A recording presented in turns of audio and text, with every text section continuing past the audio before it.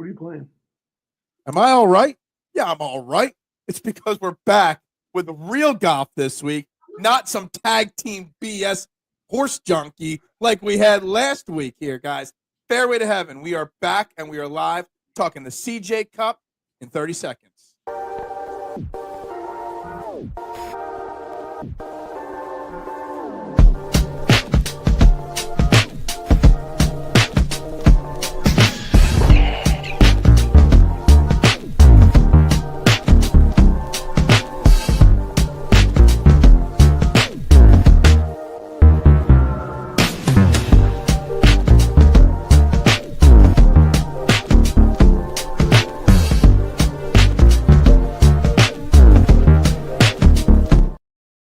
And a very good evening, everybody, and welcome to Fairway to Heaven, right here on the STT Sports Network. We're live, YouTube, Twitter. Make sure you guys do me that favor.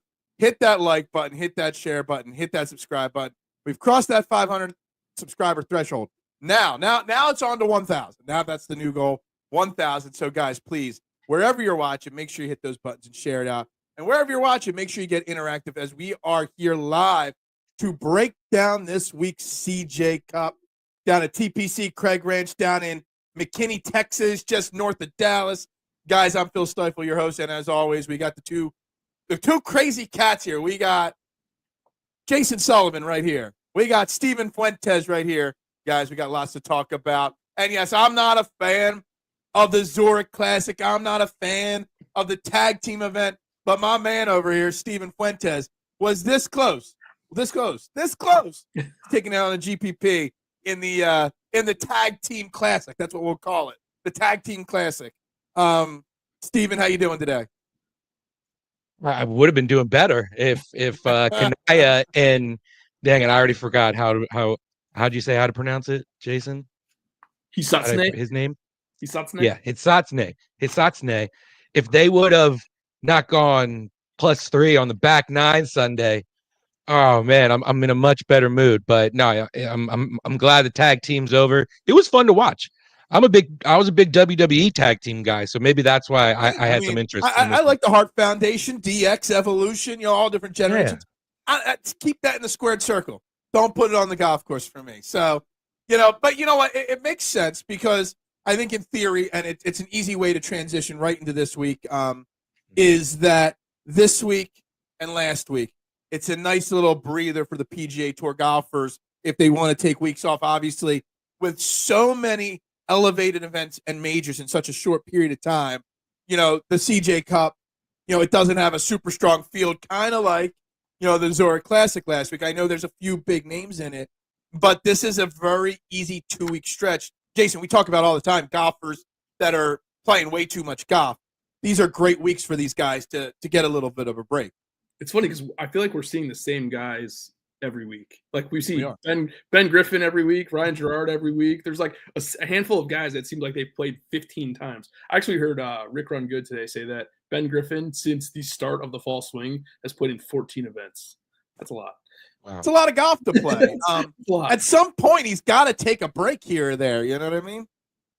Isn't there a thing in sports, like especially in a golf, like an individualized sport like golf, that you can get a little burned out, a little overdone with the travel involved.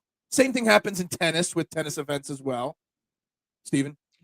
Do you think that these guys feel like there's been so many first-time winners this season that like maybe I'm the next guy, and if these big names are going to be taking these weeks off, like Scottie this week, I personally feel like this is like a former college basketball player going back to his hometown gym just to get some shots up and is playing with some scrubs. Like it's to make himself feel good.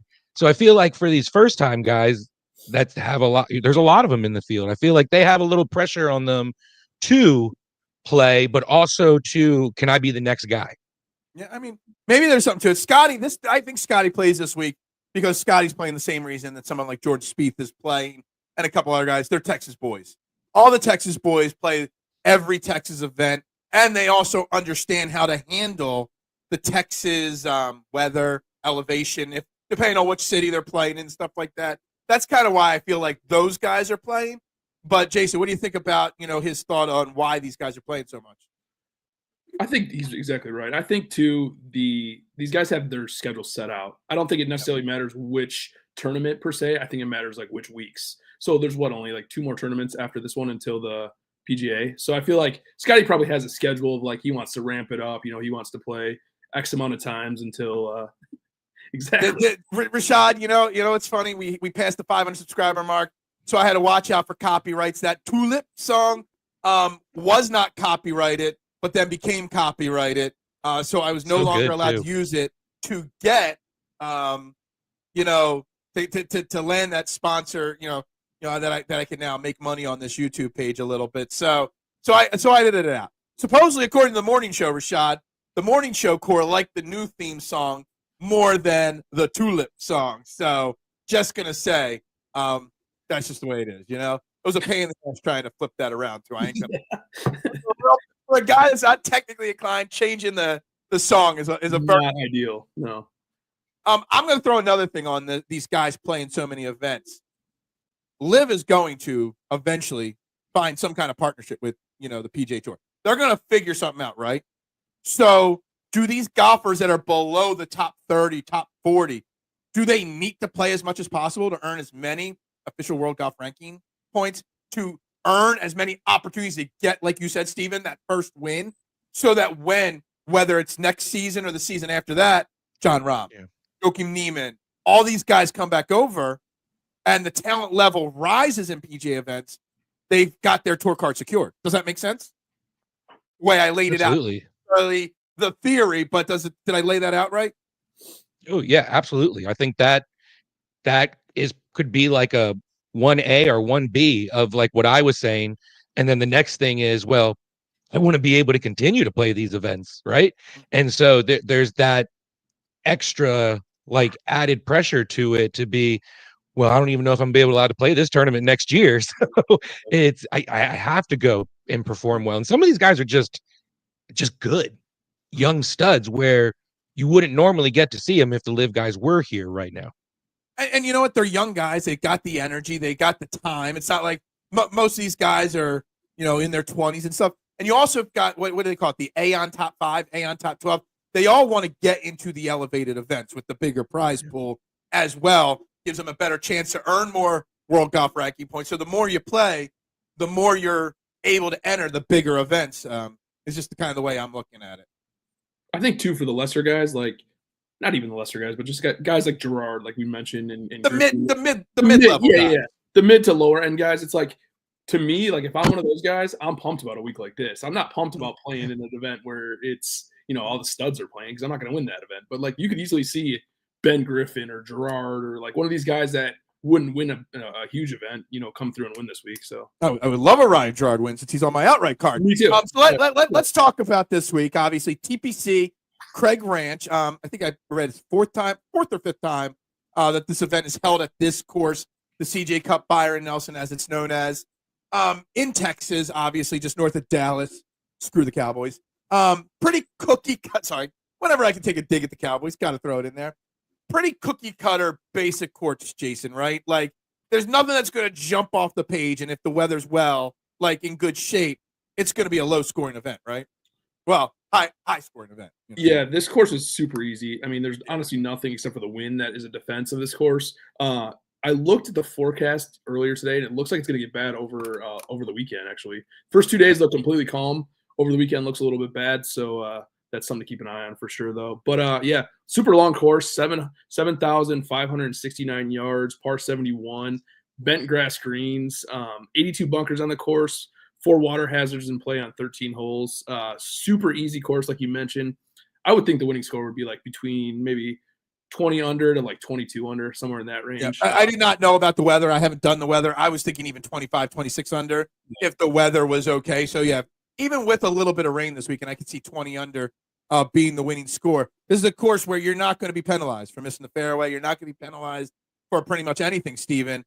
I'm looking at guys that do 2 things. Drive the ball, hit the ball, and make a lot of birdies this week, right? You couldn't have said it any better.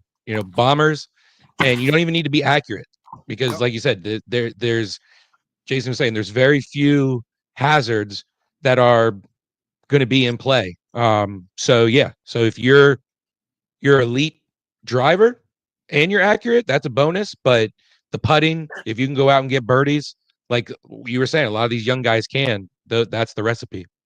I also read that the putting greens are not overly complex greens, so that even if you're a bad putter, as long as you've shown certain times in your career that you could spike good. So like even if, like when you're looking at your models and you're looking at your golfers, if they've been really bad or average at best for 4 or 5 weeks, but you could find 2-week stretches in their career the last year or two where they spike really good, that's all that matters, because these putting greens are not going to be difficult for them to read, not to figure out the speeds on, et cetera. Right, Jason? Yeah, that's exactly right. Same thing with the rough too. They said that the rough was up from, I think it was like 2.5 inches last year. Now it's 3.5. Like, but they're saying because of the grass, it's not the Bermuda, it's the Zoysia overseed, whatever. So I think that the rough is going to be easy to play out of, even if you end up in the rough. So kind of like you guys said, I mean, like barring wind, there's not really any major defenses on this course. Obviously, like I said, it's not an overly deep field. Obviously, you got some big names. Obviously, Scottie Scheffler, Texas kid is the biggest name in the field, but you've got some other most of the big names in the field are big names that are Texas products. Scottie, Jordan Spieth, Tom Kim, even Sung J M and Benny On and Sam Burns. They don't call Texas like Dallas home, but they're Texas products, or at least now at this point in their lives are. What's the advantage of playing in Texas as a Texas person?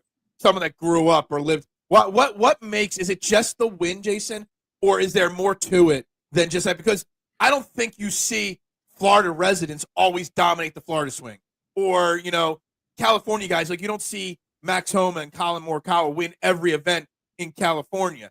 What is so special about Texas?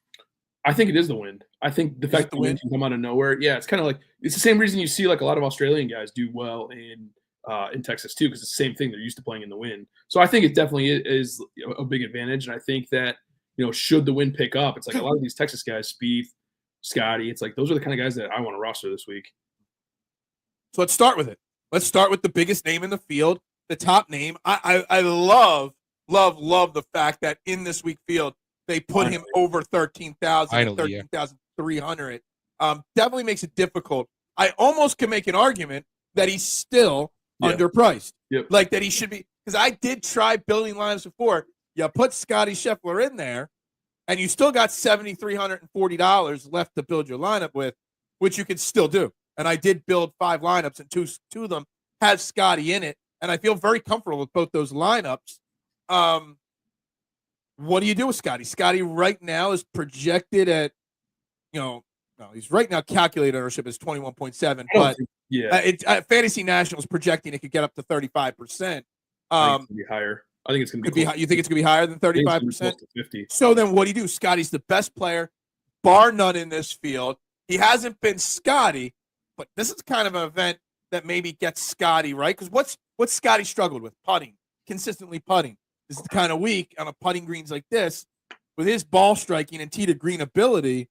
I mean, Scottie should, in theory, be able to do laps, even if he's on his B game. This field. So what do you do, Steven? Do you play Scottie? You don't. Obviously, I didn't bet him. You can't bet someone at plus 280 to win a golf tournament. That's insane. But you don't want to fade him. You can't go. Can you go all in on him? I don't know where you sit with Scottie. For betting purposes, you can definitely find a way to throw him in with like a crazy fun parlay, right? Like that's the only way. That's you two can. doing those parlays. Yeah, That's you two. But, you guys put those parlays out. I don't. I think this is a great week to go 50-50 with your lineups. Half of them you go Scottie, because there's a lot of 7K guys that are kind of underpriced. I feel like even like the mid-tier guys, they could have been priced up a little bit. But there's a lot then that you can do where you can play some of these 9K guys who can get hot with the putter at times. So for me, I'm going split down the middle. I have 8 lineups. I'm gonna go 4 that have Scottie and 4 that don't.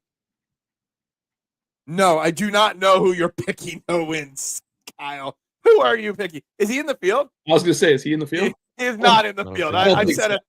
He's not on my card, but I just had to Google to see if Justin Sue was in the field or not. We know now he is definitely. So go ahead and pick Justin to win because you will not win this week. Jason, what are you doing with Scottie Scheffler? You know what's interesting about Scottie? You mentioned the putting. His putting's actually been a lot better.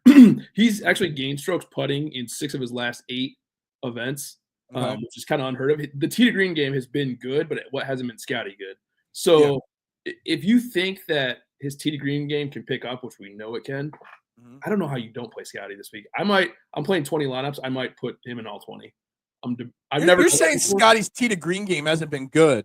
RBC, no. 5.2. Scottie good. Scottie standard. I'm just looking at the numbers because I know what you're talking about.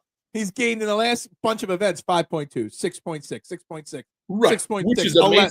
Arnold Palmer, he gained 11 strokes. Do you remember last year when he was hot? It was like 12, 15, 11. I just sorted it. His best tee to green game ever was 3rd at the Memorial in 2023 when he gained over 20 strokes to the field in tee to green alone. That is disgustingly sick, that number, actually, that he gained over 20 shots to the field tee to green. That's crazy. So what are you doing, Jason, with Scottie then? 100% probably. 100% of your lineups he's going to be in? I just don't know. I think my biggest thing is not so much that I'm so pumped about playing Scottie is I just don't feel comfortable. Like who anchors your lineup if you don't play Scottie? Yeah. Are you confident in speed? He really hasn't showed winning upside. Sanjay, no. I could see the argument for playing in the 9Ks, starting with Jaeger and Benyon or Jaeger and somebody else. I think you could do that for sure, but I just don't know if the winning upside's there. But we'll get to the 8K in a second, but I almost feel like the 7K, like Steven said, is underpriced. And I feel like the 8K is overpriced.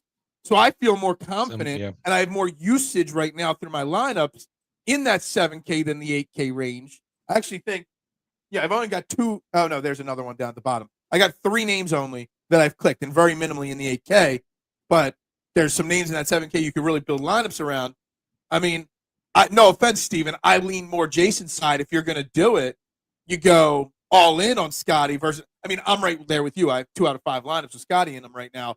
But I feel like you could definitely get away with going 100% in with Scottie because the last time I went all in on a player was Will Zalatoris a few years ago when he missed the cut. Scottie Scheffler's not missing a cut, right? I think how weak the other 2 10K guys are allows you to kind of just go Scottie and then you're starting your lineup. In Jason's case, he's starting his lineup with whatever he has with his second guy and kind of just going with there because Sanjay didn't even make the cut at he was in Korea this last week at what was it? I have a card here. The Rory Financial Championship. You missed the cut in Korea, and he didn't even make the cut there. So I don't think he's going to come here and be able to do anything in a field where there's still some elite guys. So no, I can be convinced to Jason's theory.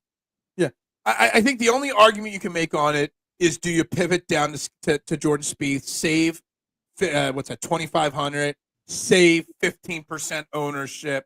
Jordan Spieth hasn't been perfect this year, but Jordan Spieth is still head and shoulders better than the rest of this field, and it is a Texas event that, correct me if I'm wrong, I know he missed the cut here last year, but, he's got some top second place in 2022, 9th in 2021, so he's played this event and this course well, and he always does well in Texas. I don't have Jordan Spieth on my card. I definitely don't have some JM. But you can make the argument that maybe you take that discounted price there with Jordan Spieth, but I still rather pay the chalk on Scottie Scheffler than not. And I think I forget which one of you guys said this, but I think going down to that low 7K range, it's Rico Hoy and Velamaki and all those guys and Toasty. It's there's not that much of a difference between playing those guys and playing the guys in the 8K range to me, or even the low 9K range. Mackenzie Hughes is 9,100. Is there that much of a difference between Mackenzie Hughes and Velamaki right now? No, not at all. Not at all. I think they got some prices mixed up here this week. I almost feel like you could flip half the board, and it would have made tougher decisions this week. So we're all off on them. But you bring up the 9K range. Obviously, Benyon is a well talked about name this week. Keith Mitchell did withdraw this week. Pendrith, the defending champions in this range. Siwoo's getting a lot of love. Ben Griffin, we were talking before the show. Mackenzie Hughes, you just mentioned. There's a lot of names in this range. Obviously, Sam Burns, a Texas kid, who's had a terrible year this year by his standards. Steven, where do you start then in the 9K range with your lineups? Sam Burns. Sam Burns. No. It is just wild to me that Sam Burns, like, did they give him such a price? He was 7K at the RBC Heritage.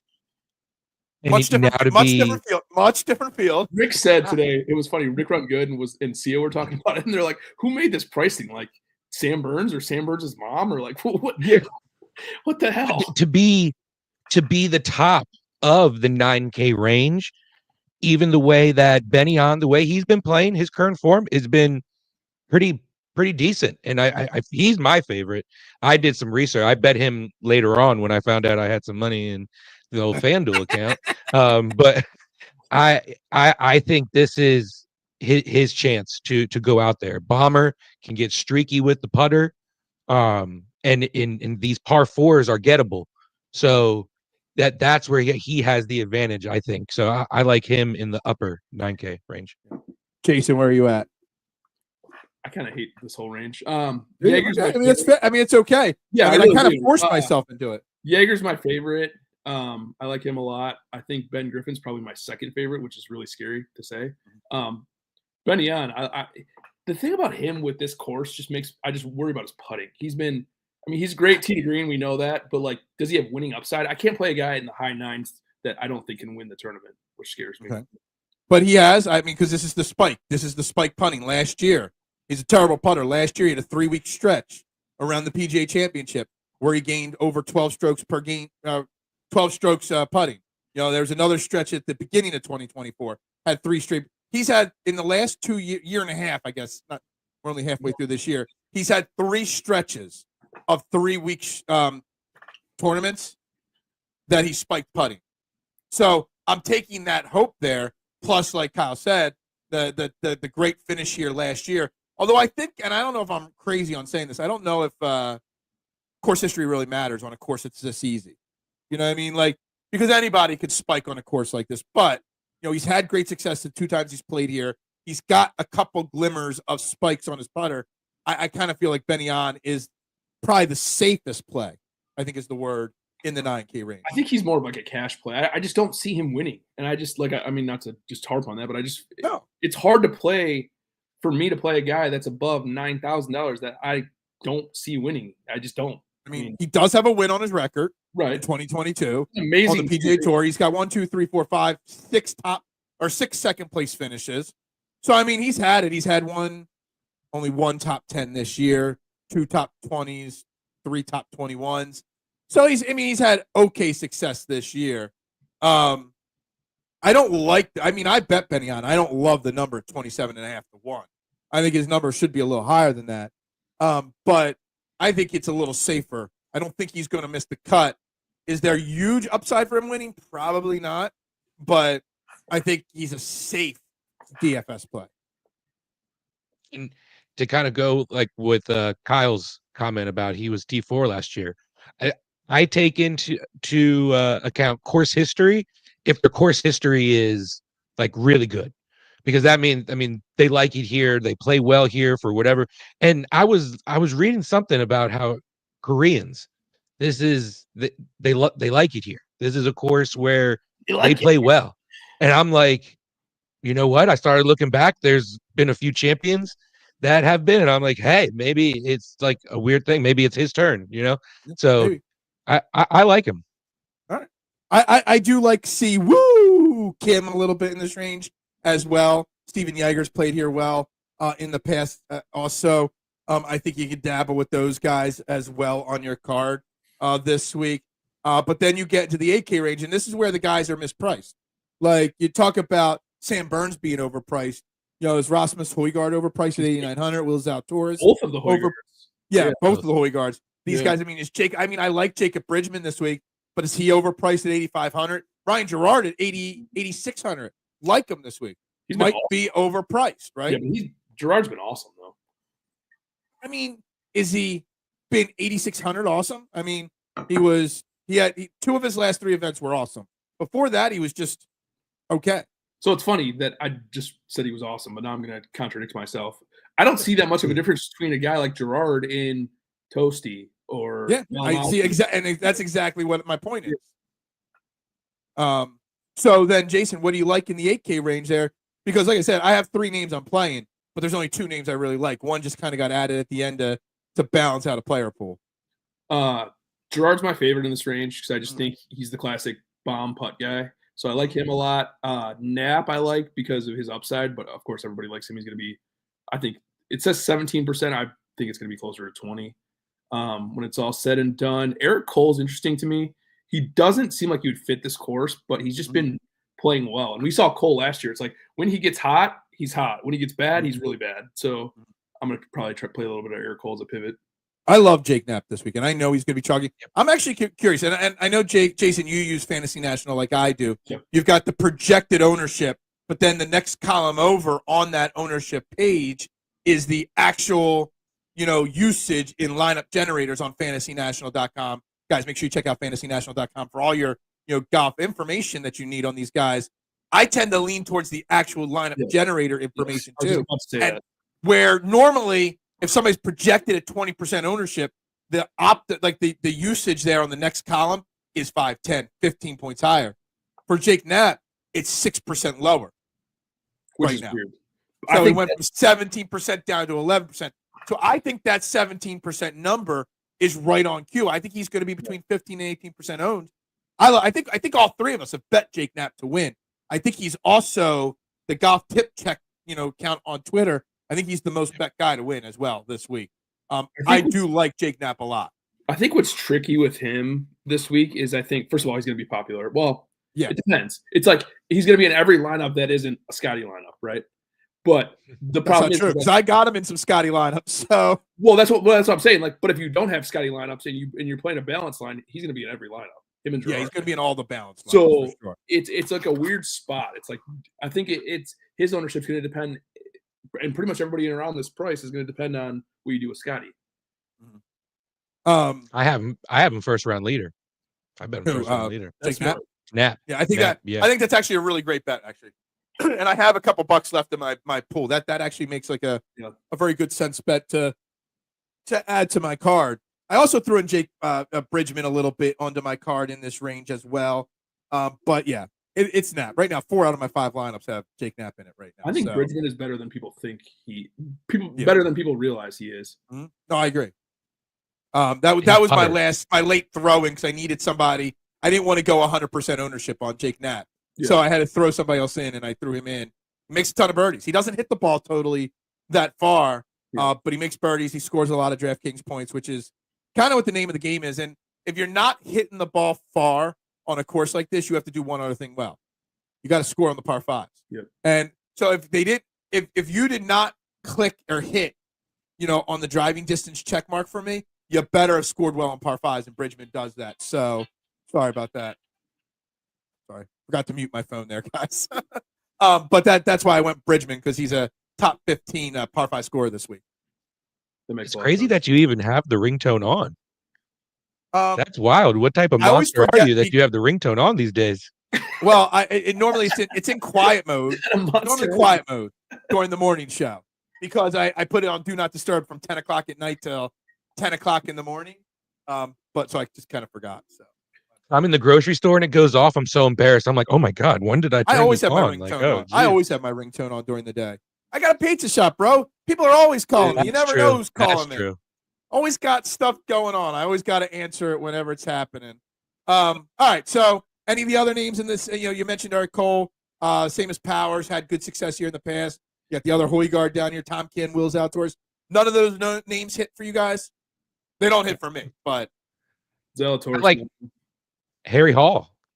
Yeah. I think, he was he's not too. He didn't get used. I just think he's one of those guys that can go under the radar. And especially at 8K, if you want an 8K guy, he's a guy who you can probably get with Scottie lineups. So good on bent grass too. I'm trying to figure out, because I starred him when I did my first research. He got starred. He's number 3. I don't know why he didn't make it on my list. I don't know. Interesting. I'm not sure how he didn't even make it to the written down list here. Anyway, into the 7K range. This is where it gets interesting, because I think there's probably 10 names you could play in the 7K range, starting from the top at Matt Wallace all the way down to the last name on my list, Hayden Springer. There is a plethora of guys you could play. We've already mentioned Toasty's name a couple times. Jason, we'll start with you on the 7K. Where are you leaning? What are you looking at? How do you feel about this range? So I think everybody likes the same people in this range, which is going to be kind of difficult. So I'm going to give you some guys that I don't think a lot of people are going to be on. My favorite play in this whole range is Matt McCarty. This dude is just so much better than people realize. And I said it a couple weeks ago. I'm staying with it. Like, this guy is he's way better than people realize. So I'm going to be playing him, especially at 7% ownership. I love that. Tell me not to play Kitayama this week because he keeps popping. He's a really good. I thought we all agreed no Kitayama ever again. I know, but he's so good off the tee and he's so good from 200 yards plus. So I'm debating on him actually, which is insane. You know what's insane? Hold on, real quick. Is that this is the first time he's been in an event that he's not top 10 in my model. He's 14th in my model, which is still pretty high, but it's the first time he's not top in my model ever. Yeah, he's pretty high in my model. He's 6th. He's always top 5 in my model. It could be the Masters and he'll be top 5 in my model. It's only because his approach game's good. That's the only part of his game that's good. Yeah. But anyway, keep going. I just worry in this range about ownership a lot. Like, I like Valimaki, but 18% ownership, that's insane. Yeah. Toasty at 15 plus, it's hard to play. Davis Riley, I'm never playing 15% on Davis Riley ever. Like, Davis Riley's not Davis Riley. Toasty's getting played because of the ability to hit the golf ball a ton. Yeah. Right? You know, a lot of these guys have the same skill sets. Like, they bomb it and they putt. A lot of these guys do. I like Nico as a guy, an alternative. He's under 5% right now. Echeverria. You got a couple other names. Jesper Svensson's under 10% right now. He's another guy. Fits the course perfectly. Bomber. Yeah. Oh, Jesper. A little Jesper. I thought Jesper would be higher owned, to be honest. Yeah, I thought so. And I could see it jumping up a little bit. Taylor Moore's got good course history. Lee Hodges. Again, those guys are even north of 10%. And again, if DraftKings would have flipped it, all these names we're mentioning here, if DraftKings flips it, makes some of these guys a little bit more money, make some of those 8K guys a little less money, do you really need 30 names in the 7K range? You know what I mean? Like, especially the lower end of the 7K. I feel like they got a lot of that pricing wrong. We're really cluttered right there. Steven, where are you looking at in this range? Do you have anybody different that nobody else is talking about, or are you on board with the chalky names so far? I'm definitely on board with the chalky names in player pool and who I've bet. I'm just playing the but I like two guys who I bet last week who Thor and Phillips, who not on just the best ball days, but on I just got that. I was like, sorry. Is someone handing out? I was like, is he getting a drink? Is he getting an extra drink? I was expecting the hammer to show up. No, but I'm glad you noticed that. I just went like, what happened? I'm spazzing on the show. My arms just jerking out. My drink's on this side, so my arm goes this way. I thought he was getting another. He was getting a hand. He was getting a quick refill, and bam, bam. That's what happened when Thor gets set in the Stiebel household. So no, so I how they were totally threw y'all off on that one there. Are you okay? They played on Friday and Sunday on the alternate shot. They played great, and I forget what they got on the. I'm pretty sure they got a T4 or T5. But those are two names who bomber. Both guys can putt. I think they have good value for pivots in the 7K range. I'm going to give you another one. I mean, he's getting a little bit of love, not a lot of love. Right around 10%. He's at the top of the range there. He missed his last 3 cuts, so I think that's going to affect him. And that's Alex Smalley. Yeah. At 7,900 but he played like 5-6 straight weeks, like 7 and 8 weeks, like 10 or 12 weeks. He's one of those guys that when we talked about the burnout early in the show, he had a couple of weeks where he was in contention, at the Players, at the Cognizant, at the Mexico Open, even in the Amex going back early in the year, constantly in contention. I think he hit a little bit of a burnout, and he hasn't played since Valero. So he's had, what's that, 3 weeks off since his last event? So I kind of think Alex Smalley, after that break, reset the mind, reset the body. I think, and he finished 14th here last year. I think that's a good recipe for success for him. And he's been good, even though he hasn't played well in the past 3 events that he played in, off the tee and putting has been good. So it's like he's just been so bad on approach, which is usually his strong suit, which is weird. But it's just his approach game that sucked. I'm just kind of shocked at how low his ownership is, honestly. Yeah, they missed the cut last week. Him and Bramlett. Oh, was he in last week? Okay, so too. So that's the downside of Fantasy National. On most sites, they don't have the Zurich Classic information in there. So Bramlett's another one that's interesting. Like, I mean, he can't putt at all, but he can bomb. Again, you don't have to be a good putter this week, right? So all you How do you guys feel about Stevens? He's another guy. Bomb it.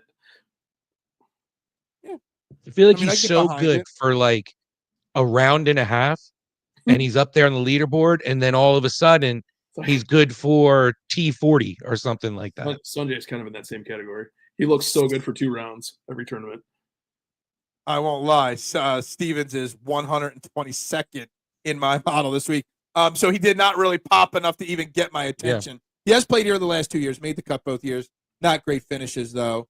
But yeah, he's that's an interesting really bad in my model this week. 3% owned for a range that you're seeing guys that are 20% owned. I mean, that's right. I'm trying to look down here because I know I'm missing a name or two here that I like. I mentioned Nico. Did we mention Norgard? Because I think Norgard's a pretty solid play this week as well. Too. I don't know why, but he pops. What's that? I think he's good on longer courses, right? Yeah, he's not played this event yet. I'm trying to look at his ownership. He's right next to Norlander, so I keep trying to make sure I'm highlighting the right name, Norgard or Norlander. About 3 to 4% owned. I think Norgard is a definite viable option at Norlander too. It's funny that you just said that by accident, but Norlander's actually. I mean, his approach game has been money. He's number 1 in the. I mean, he don't hit the ball far, but I mean, if you're great on approach, you could survive. He's number 1. Yeah, he's number 1 in the field over the last 24 rounds on approach.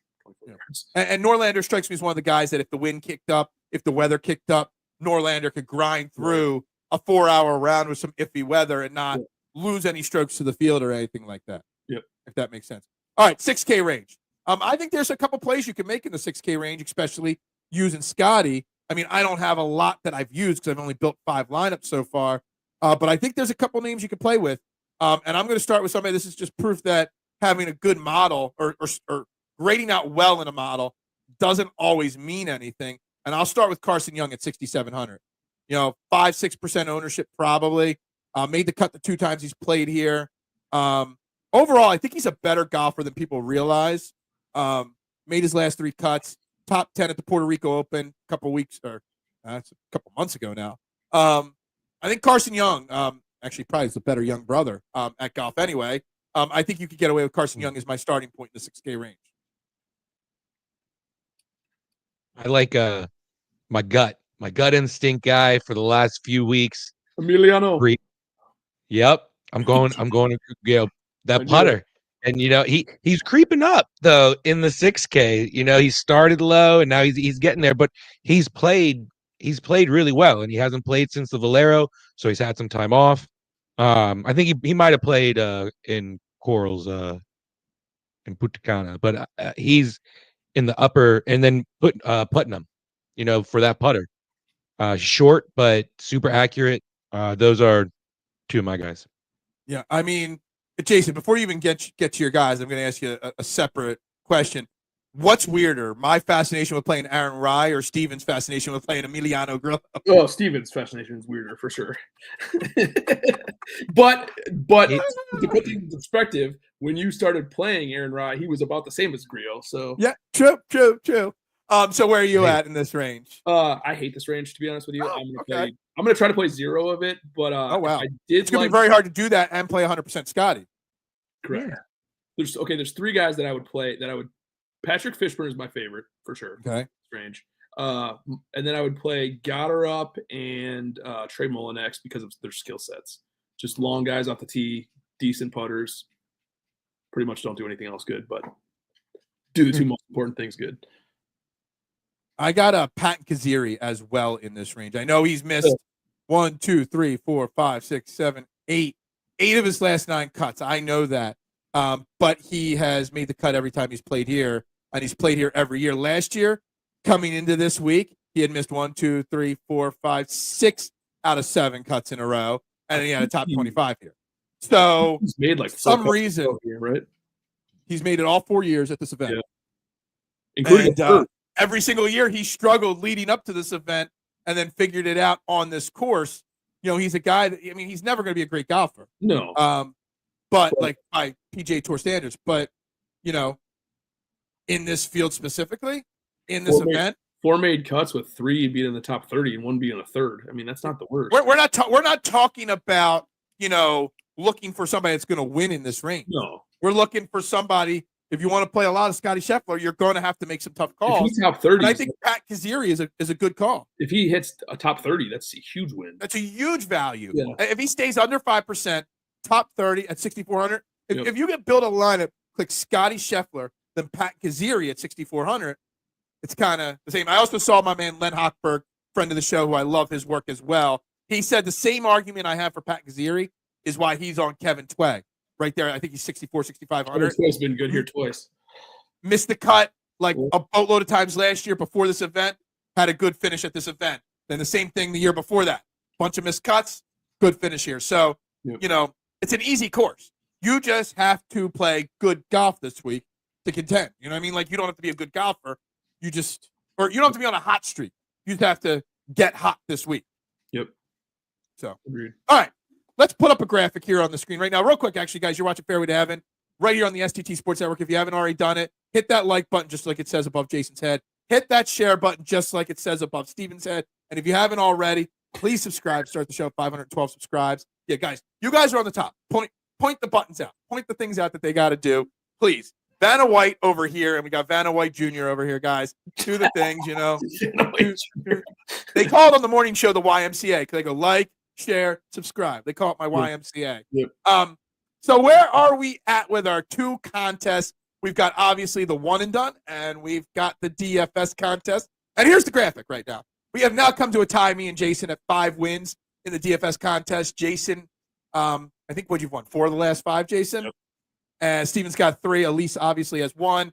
The one and done. I was getting laughed off the stage with my one and dones, and I've made a miraculous comeback and taken the lead with 3.5 million over Steven with 3.1, and Jason bringing up the rear as always at 2.1.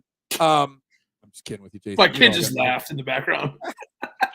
Thanks, Jax. Well, maybe you should have Jax pick your one and done this week. He couldn't be worse than me. Exactly.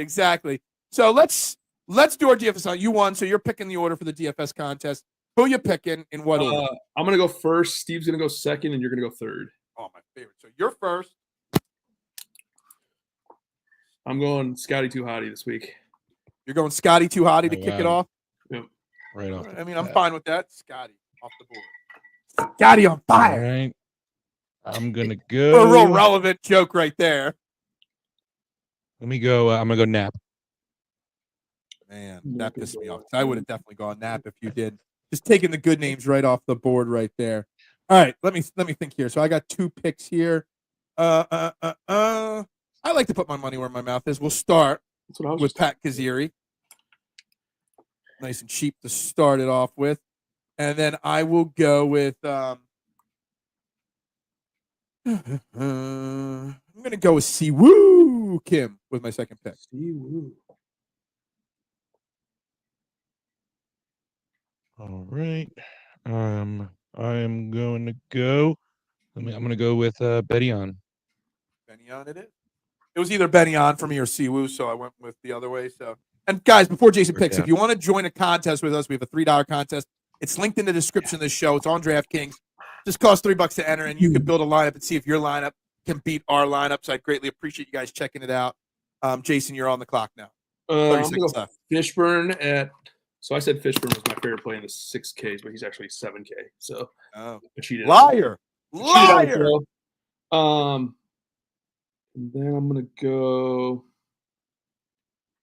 All right, I'm gonna go Toasty. Gotcha. All right, Mr. Steven Fuentes, you're on the clock. 10, 9, Rio. 8. Oh. I put the pressure on him, and he just fired that off so quickly. All right, so I'm on the clock with 2. I'm going to go Ryan Gerard with one of my picks right there. And I am going to go Jesper, not Jasper, Jesper Svensson, right right there. Remember when Adam Svensson was good? Yeah. Yeah. Is Jesper related to him? I would assume so, right? I don't know. I mean, assumption's the mother of all bleepity bleeps. Pretty sure that's his little brother. Okay. I mean, I'm assuming Carson is related to Scam, whatever his name is. So Jesper's better than the other one, and Carson's better than Cam. So you're on the clock. Right. Steven Valimaki. Valimaki. I don't know why. I don't like him. Whoa. I don't know why. Like just as a person? Yeah, like he rubs me the wrong way when I see him on my TV, and I don't know why. He's never done anything wrong to me, but I don't like him. All he's doing is hitting birdies and having a good time. Jeez. It's the long hair. I like the hair. I don't know. Oh, something about him. I'm gonna go McCarty, and I'm gonna go Taylor Moore. Like Taylor Moore. I do. I think I bet Taylor Moore, did I? Nope. He was on my card, and I didn't land on him with my final bet. Red Texas again. I know I said this last time, but we like red states for Taylor Moore. Just to make it political. Just to make it as you got to make everything political, don't you? How about that? I mean, I really appreciate that right there. You're welcome. Why not? All right, Steven. Ooh. Steven. Not related. Jesper is European. See, I didn't think they were because I knew Jesper was European. Not? I did not know Adam was Canadian. But you know what? I had this feeling that they weren't related. Thank you, Rashad. Jesper sounds like a European name. Just because, you know what? You assume, Steven, this is what happened, I didn't realize how many Svensons were out there all over. There's a lot of I didn't realize they were Svensons in Canada. Svensson A and a Svensson and a Svensson and a Jesper. I'm going to go. You've gone off the rails. I know. I'm going to go Jaeger. Jaeger. I was just going to take. Who was your second pick, Philip? Hold on. What did you call me? Philip? What did you call me? Who was your second pick? No, never mind. It was Kaziri and Siwoo. Yeah. Okay, so who did you just pick, Steve? Jaeger. I got way too Jaeger right there. Jaegermeister. I had already clicked Jaeger as my next pick because I didn't think anyone was going to take him. So screw you on that one. It's two of them. I got two of them now. Yeah, I'll go Bridgman. Damn. And I got a lot of money left on the table, and that's a problem because I want to go someone way down. You know what? We're just gonna have fun here. We're gonna go Alex Smalley, and I'm gonna leave a lot of money on the table. I am going to leave $1,800 on the table this week. Never done that before. Bridgman and Smalley. Wow. Yeah, that's a lot to leave on the table, but it happens. I feel like though golf is that one sport in DFS that you can do that and get away it's with great in GPPs, 20 maxes to do that because it gives you a different lineup. In a contest that there's 5 or 6 people in, it really doesn't help you that much. I am gonna go with one of the guys I mentioned. I'm gonna go Harry Hall. Harry Hall. There you go. Like it. I'm gonna finish with Cam Davis. Scam Davis? Cam Davis. I was gonna ask you guys about him. We didn't mention theory, the score. Jason likes to not mention 1 or 2 people just so that when we get to this thing, he's got something that we don't want, or we don't know he wants it. I don't really care about making money. I just want to beat you guys. I just hate those shows when you the guy's like, yeah, I like 17 guys in the 7K range. It's like, well, yeah, and then you talk about it on the show, of course, but I don't know. No, it's okay. Yeah, I'm very big on wanting to beat you guys and starting out so well. I said it to Phil in a message, Jason. I was like, I feel like that rookie who came in and killed it, and then all of a sudden you guys got tape on me, and now you got me figured out, and I can't get a damn win at all anymore. Even in one and done, I'm first round leader, and then you came back down to earth here. I'm sweating with my one and dones now. I'm like, damn it. Phil's caught up. Who's going first on the one and dones this week? Me, because I'm horrible at it. I'm gonna go Steven Jaeger. Steven Jaeger. I think that's a solid. He's gonna finish top 15. He's gonna finish between 5th and 15. You're gonna make some money this week. I was gonna say he's gonna finish 4th, and you said 5th and 15th. Okay. Sorry. All right, 4th and 15th. All right. Thank you. So Steve's gonna go second. I am going to go with Jake Knapp. And this is gonna be the first time this year I'm gonna dupe you on that one. I'm gonna say Jake Knapp as well. Oh, we did Cantley together too. Did we? Okay. Yeah, because I took Cantley a different weekend. We're gonna dupe it. I'm gonna use the Napster this week. For sure. Bet wise, what do we got? Bet wise, I'm gonna run down my card real quick. I did bet Benny on, like I said, 27.5 to 1. I actually almost regret that bet now after this show. Ryan Gerard 65 to 1, Jake Knapp 60 to 1, Jesper Svensson 90 to 1, Si Woo Kim at 30 to 1, and Nico Echeverria at 130 to 1. I wanted to bet a few other guys that I like their numbers on, like Taylor Moore 75 to 1, and Toasty at 80 to 1. I like those numbers. I just couldn't pull the trigger on them, but maybe I'd pull my Benny on bet back and split it up to some other. No, never pull a bet back. Never do that. Jason, what do you got on your betting card? All right, I got Jaeger 45 to 1. I have Knapp 60 to 1, Gerard 65 to 1, Hitsatsune. Yeah, that's how I pronounce it. Excuse me. Bless you. Bless you. He's 75 to 1, and then I have Toasty at 90 to 1. Toasty. There we go. Steven, what's on your betting card? And do you have a Scottie Scheffler parlay? No, I haven't built it yet. I'll get it out on Twitter once I all right. I build it. I'm going on DraftKings because I got DraftKings on my laptop. I don't have Fanatics. While While you're giving out your draft card, I'm going to try to put together a Scottie parlay. You know what's right now? Is you're making fun of it, but I did that 3 times last year and won. It's crazy. I mean, Scottie won 900 times last year, so you know. Yeah. So it helped. He hasn't won. I have Spieth 18 to 1, Knapp 55 to 1 in 2 places. Isaiah Salinda 65 to 1. Valimaki, I got him early because I've seen him as low as 70 to 1 now. I got him at 110 to 1. Ooh, that's good in odds. 2 places. That's good. And Davis Riley 120 to 1. I got him early too because I've seen him pretty low. And then late Benny on, I got him 25 to 1. Okay. So Scottie Scheffler win with a Steven Jaeger top 10 plus 1610. All right. Well, that's actually not that bad. I thought that was not. I just did it with a take him out and put Jake Knapp into top 10. That's 18 to 1. What about Benny up in top 20? He's never finished worse than what was it, 18? You're saying top 20? Why can't I find the top 20s on this card here? So I haven't used DraftKings in a while. There it is. Benny on top 20, Scottie Scheffler win. It's just under 8 to 1. Still not good enough for me. Still not good enough. No. I'm looking at the Jaeger one. I want to get it like to 20 to 1. That's what I was hoping for. You could do 2 of them. You could do like Jaeger and somebody else top 10. Yeah, I mean, how about that? You go Jaeger top 10 and then throw in Benny on top 20 with the win. So you go Benny on top 20, Steven Jaeger top 10, Scottie Scheffler to win.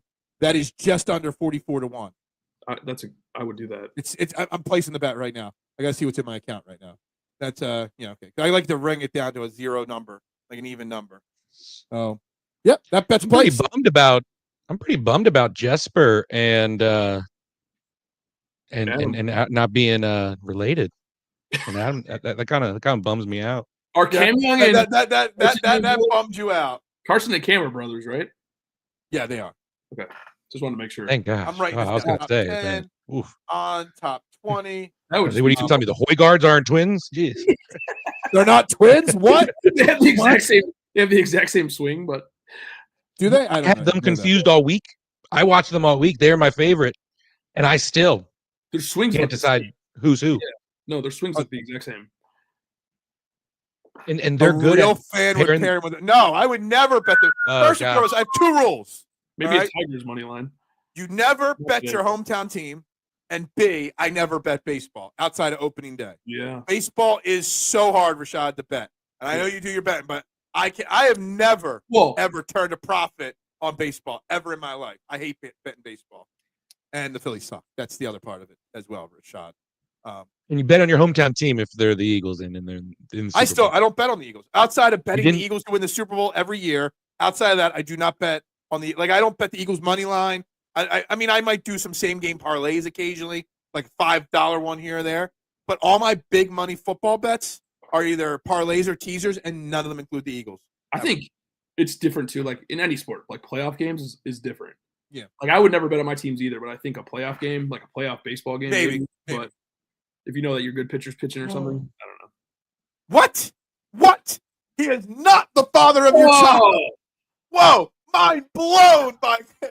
Rashad's just. What are you doing, Rashad? I feel like Rory. Boom. Yeah. Oh, that's great. Boom. Oh Brain exploding. I think I need my hammer. I'm just going to do this all morning tomorrow. I'm just going to be going the best part about that whole thing was Steve going, "Whoa, are you okay?" This show has been a blast, and this show has gone completely off the rails. This is the kind of show that makes Fairway to Heaven the best damn fantasy and gambling golf show there is on the market that like 200 people watch. You might not know our shit. Absolutely. Man, what is wrong with people out there? Anyway, guys, real quick before we wrap it up, we do like football, both of us. Steven always talks football. Jason, how did your Detroit Lions look in the NFL draft? They didn't have a sexy draft. Like they didn't take like the big sexy names, but I feel like this is gonna sound weird. I think they drafted one of the guys I wanted. Hold on, because I'm a Lions fan. I'm not gonna say. I don't know. It feels weird saying this, but like it feels weird that we're not drafting like out of need. We're just drafting like studs, and like we didn't have like an amazing draft on paper. I don't think, but like we just got a bunch of dudes that'll kick your ass. Like you got Tate Ratledge. Tate Ratledge was a guy that I really wanted on the Eagles. First round is a monster. Like that Tesla guy that they got at the receiver, I like him too. Like they just got, I don't know, like big. Well, welcome to the world of being a good football team. Well, and like we needed a guard, so we drafted 2 guards, and they're both. I like them both. Like it's like that's kind of good of being a good football team for once in my life. Steven, you happy with the Eagles draft overall? Yeah, and I think the NFC East as a whole had a real good draft, right? But what I said it on one of I think it was Monday's show, in Training the AM show, that the Commanders, the Cowboys, and the Giants needed so much that's why their draft looked good, because they were able to fill spots with guys. Yeah. But for the Eagles got so many names of, well, this was the best person available, and they could have gone way earlier in the draft. And that's why I think Campbell fell, because of the fact that teams needed other positions and didn't need an edge outside linebacker or inside linebacker. So it's just been great to see the first round, second round fall like that with Howie for what, 5-6 years now. I can't wait till next year's draft so we can do another draft show right here with the 3 of us. Better draft class too. Way better draft class. Holy hell. All these live shows, the Masters live show, the draft live show. Like I can't wait to have the 3 of us do live. Wait, how many more weeks till the PGA Championship so we could do one of those? You know, like I'm psyched. I think 3. I enjoy these watch parties. My kid just said, "Hey, the 3 of us." He said, "What about me?" Oh, I'm sorry, Jax. Jax was the star of the show. You would like to be in on it too. Can I make one more draft point? You know what? Both of our teams have kind of figured out. Your team figured it out a long time ago, but my team has recently figured it out. Taking college players from good programs. Yeah. Like you guys draft Georgia guys every year, it seems like. Yep. We've drafted Alabama guys for a long time. Now we're drafting LSU, Georgia, Alabama. It's like you're taking guys. We've got a dozen guys between Alabama and Georgia on our roster. And you take guys that play against stud competition every week. It's like that. You can't tell me that doesn't make you better. I said it before on my show. Steven, you know who Ed Kratz is, Sports Illustrated Eagles beat reporter. Mm-hmm. He's been a guest on my show many times. Before the 2021 draft, Howie Roseman, the Eagles GM, always does a pre-draft, press conference. And Ed Kratz asked, he said, "Why don't you draft kids from Alabama, LSU, and Georgia, and like the SEC?" Yeah. And he said, "I don't know." And since then, that is all we have drafted in the first 2 rounds is elite school program players. You guys draft all Georgia guys, we draft all Alabama guys, and it works out nice. It works out pretty well. All right, guys, we got to wrap up Fairway to Heaven. I feel it coming. Eventually, it's going to get here. All together, on the count of 3, all together. Everybody, thank you very much for tuning in. If you're watching this on replay, please hit that like button, that share button, that subscribe button. Drop your questions, your comments. Follow us on Fairway to Heaven at fairway2heaven_. Also, Jason and Steven and myself will answer any of your DFS questions, your gambling questions, your golf questions, anything at all. And we just like to have a little fun as well. So everybody, thank you very much for tuning in. We'll be back next week with another great episode. Till then, guys, have a great night and bubbles up.